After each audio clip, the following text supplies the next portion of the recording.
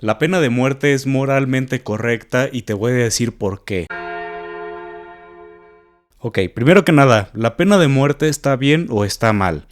Déjalo en los comentarios. Ahora bien, la iglesia siempre ha aceptado la pena de muerte, desde siempre. Y a lo mejor podrías pensar, vaya, qué irónico que la iglesia apruebe la pena de muerte, siendo que precisamente por pena de muerte murió el propio Cristo. Bueno, vamos a aclarar. ¿Por qué la Iglesia Católica aprueba la pena de muerte? Primero que nada, privar de la vida a alguien siempre es malo, pero no siempre es grave. ¿Sí? Aquí es importante distinguir entre varios conceptos. Primero que nada, la materia grave, es decir, hay pecados que siempre que se cometan van a ser algo grave. Por ejemplo, los relacionados con la sexualidad siempre son algo grave. Por otro lado es lo malo. Todo pecado es malo. Si no, no sería pecado. Pero que algo sea malo no significa que siempre va a ser grave. Por ejemplo, no tiene la misma gravedad que tú te robes un peso a que te robes 1,000,000 de pesos. No va a tener la misma gravedad que tú golpees a alguien a que tú lo prives de la vida. Pero también no siempre va a ser grave privar de la vida a alguien porque va a depender de las circunstancias. Por ejemplo, si es en defensa propia no va a ser algo grave. O si es en defensa de tus hijos, pues tampoco va a ser algo grave. Va a ser algo malo, sí, siempre va a ser algo malo, pero no siempre va a ser grave. Incluso en la guerra, pero que sea guerra justificada, que de eso voy a hablar más adelante. Más adelante en otro video, pues. La pena de muerte se justifica porque evita que el criminal reincida. Porque precisamente se reserva para esos casos en que es un criminal que de plano no hay de otra, o sea, no va a cambiar. Es un asesino serial, un violador o cosas así por el estilo en las que es mejor evitar que vuelva a cometer el mismo crimen, o sea, es mejor eliminarlo que arriesgarse a que algo así pueda volver a suceder.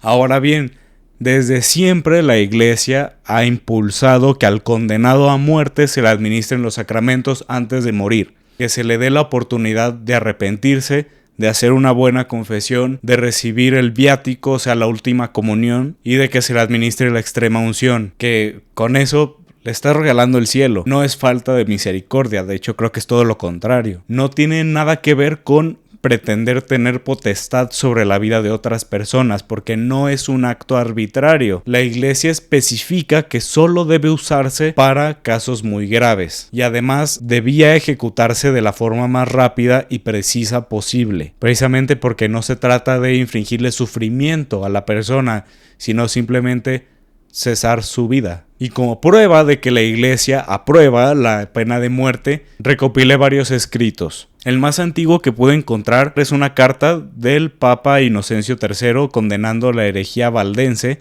la cual, por cierto, bueno, creo que lo puse más adelante. No lo puse más adelante.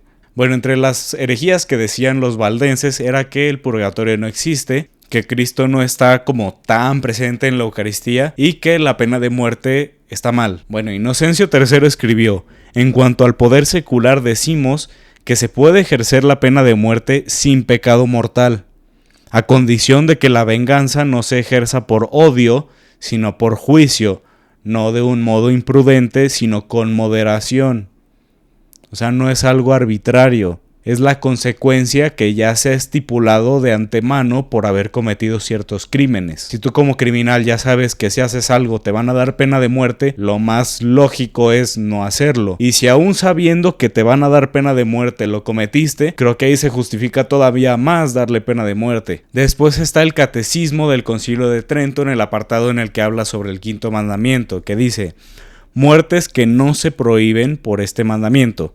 No está prohibido, y después menciona varias, entre ellas, imponer la muerte conforme a las leyes a los hombres criminales para defender a los inocentes, pues los jueces son en la sociedad los vengadores legítimos de los crímenes, para que reprimiendo con castigos la audacia y la maldad esté segura la vida humana, que es el fin de este mandamiento. Eso me recuerda a los videos estos de que aparece un tren que tiene como 2 vías, en una hay 5 personas y en la otra hay nada más una. Es como de salvas a 5 y matas a 1, salvas a 1 y matas a 5. Entonces, es una pregunta complicada, así que entiendo por qué hay controversia sobre este tema. ¿Matarías a un criminal para defender inocentes? Yo sí lo haría, en casos en los que sea prudente, como lo dice el Papa Inocencio. Después está el Catecismo del Papa San Pío X, que también, hablando sobre el quinto mandamiento, dice: hay casos en que es lícito quitar la vida al prójimo, y dice, sí, es lícito quitar la vida al prójimo cuando se combate en guerra justa,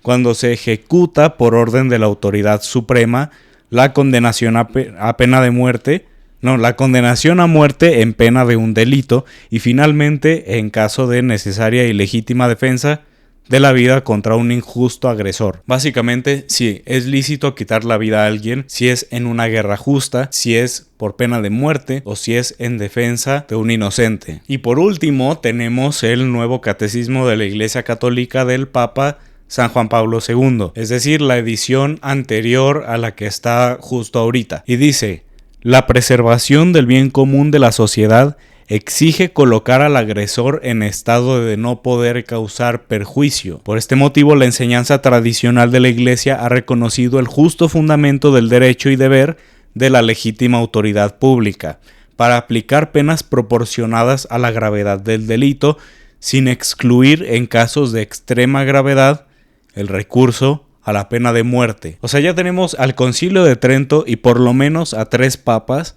que te dicen, sí, en casos en los que esté justificado, en los que estemos hablando de un delito muy grave, sí, se puede aplicar pena de muerte. Pero, ¿qué dice la Iglesia actualmente? Pues resulta que el Papa Francisco hace un par de años hizo una modificación al catecismo, en la cual, seguido de lo que dice San Juan Pablo II, de hecho quitó una parte de lo que dice San Juan Pablo II y añadió lo siguiente: por tanto, la Iglesia enseña, a la luz del Evangelio, que la pena de muerte es inadmisible, porque atenta contra la inviolabilidad y dignidad de la persona, y se compromete con determinación a su abolición en todo el mundo. Ahora, ¿qué pasó aquí? Resulta que la Iglesia todo este tiempo estuvo equivocada, o el Papa Francisco está equivocado, o todos estamos equivocados.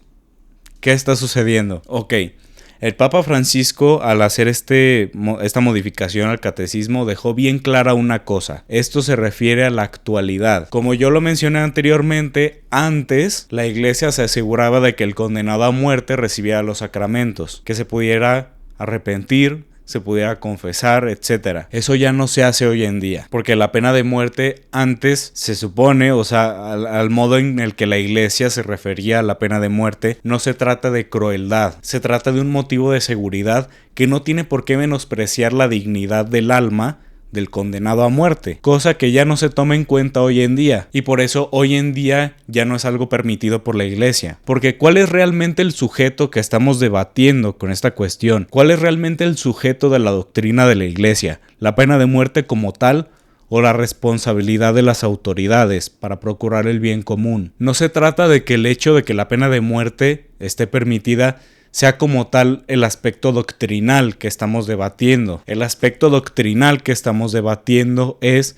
la responsabilidad civil, que entre las cosas que puede hacer y que están permitidas y que no son pecado, está la pena de muerte cuando es algo justo. Pero ¿qué pasa? Que es mucho más importante que eso el que la persona se salve, sin importar las circunstancias en que esté su alma.